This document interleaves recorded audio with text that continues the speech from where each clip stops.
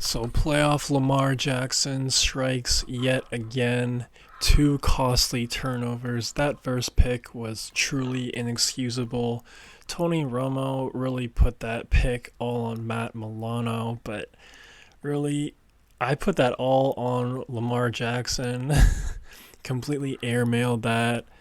And this is just who he is, man. Every postseason, the lights are just too bright for him. He's not a true pocket passing quarterback. He just doesn't have that capability.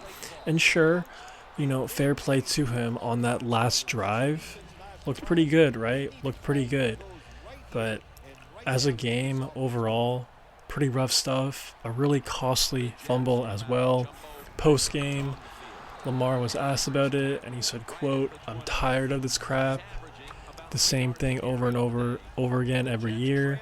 And you know what? If he's tired of it and he's fully aware that he plays like crap in the postseason, I don't really know what you do. I really don't. I think he needs some sort of psychiatrist in the off season to kind of get over like this mental blockage he has, because he's a first ballot Hall of Famer.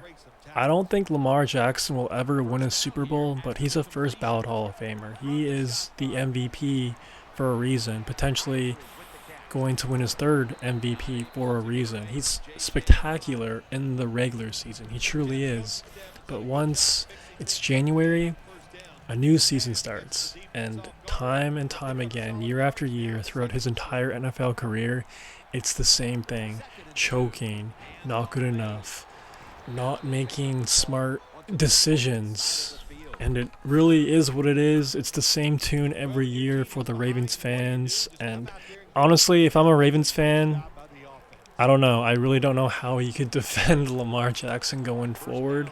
Of course, a couple years ago, there was talk of him potentially going to Atlanta and him parting ways with the Ravens. Honestly, man, I'm not saying they should part ways with him at this point in time, but like at the same time, you're never going to win a Super Bowl with Lamar Jackson. It's great that he has all this regular season success. It's entertaining, it's fun, it's good for the owner's perspective too, generating a lot of income, but like once it's January, it's over.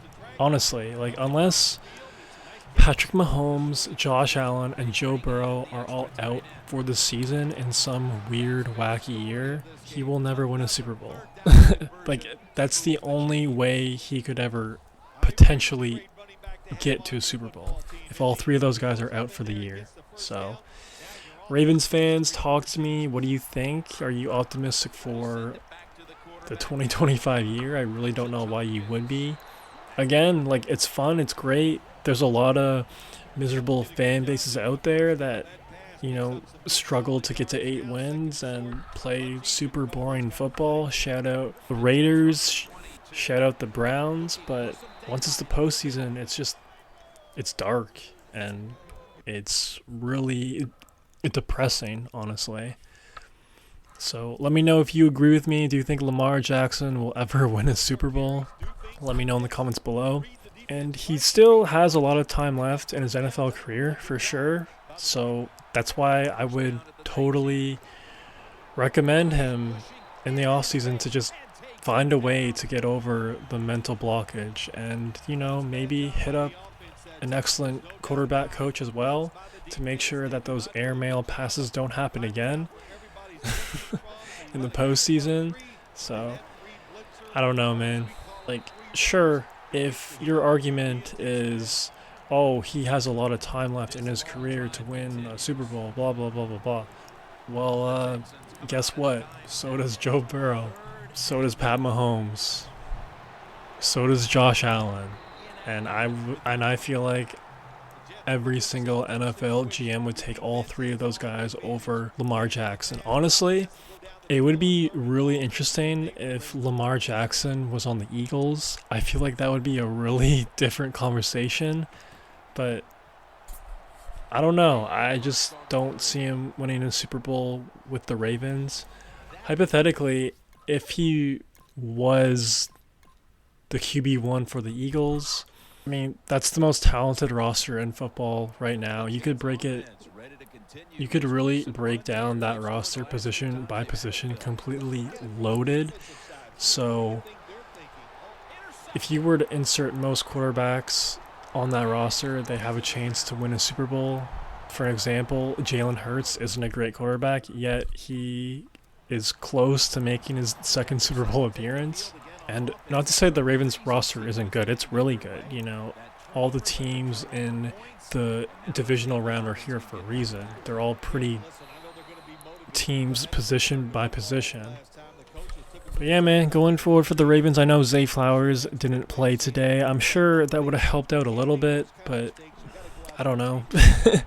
Like, I'm sure the Ravens could add another wide receiver, but Bateman had a pretty good year. You know, you have two great tight ends. I know Mark Andrews had two critical miscues today, but so did Lamar Jackson. And so did John Harbaugh. Really, he should have went for the extra point the first time he attempted the 2-point conversion at the end of the third quarter, I believe. So, you know, to put it all on Mark Andrews is a pretty ignorant take, in my opinion. That was just an overall team loss.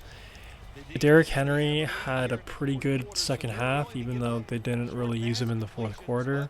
Dark times, if you're a Ravens fan. I definitely think that team is better than the Bills, but that's the thing about football, and that's the thing about life. Sometimes the better team doesn't always win, and that's what we saw today. Will the Bills beat the Chiefs? I don't know. That's definitely a tall order for sure.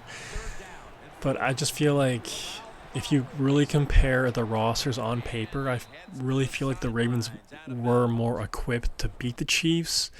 My only concern, if hypothetically the Ravens were playing the Chiefs, is just Lamar Jackson. In order to beat the Chiefs, you need to play a perfect game. Literally no mistakes, no takeaways. And not only do you need to play a perfect game, your quarterback needs to make 5 or 6 A-plus perfect throws, clutch throws, in order to beat Mahomes and Andy Reid.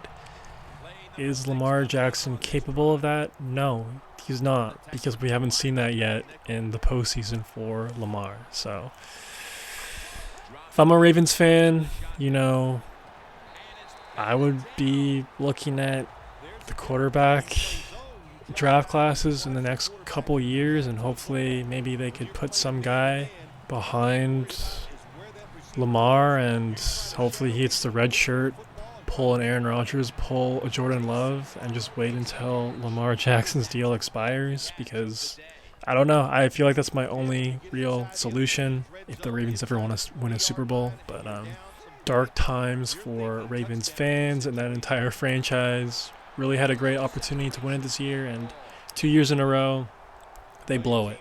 They blow it. That game wasn't a Bills win. That game was the Ravens defeating themselves. 100%. Really hard to argue that. 3 turnovers, man. Inexcusable stuff. But let me know what you think about Lamar down in the comments below, and the Ravens, and everything else in between. If you made this far, please subscribe and like the vid. It'd help out your boy a ton. That's all I got for right now. Peace. The Jets offense taking the field again. They got everything they could out of that last possession, Phil. That was a solid touchdown drive. Yeah, just look at them, Jim. The way they run onto the field, you can see they're exuding confidence. And when you got a confident football team, man, let them go and let them play and see if they can make it happen again. They come to the line of scrimmage. First down. The Texans defense now is going to go nickel out of the shotgun formation. Look at that concentration as he makes the grab.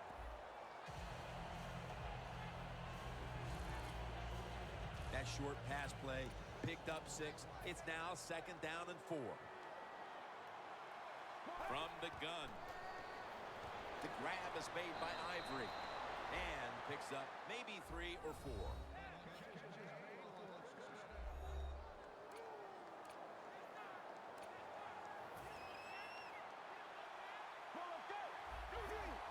They're changing things here. The quarterback changing. He's giving the receiver some new instructions. Touchdown! What a run!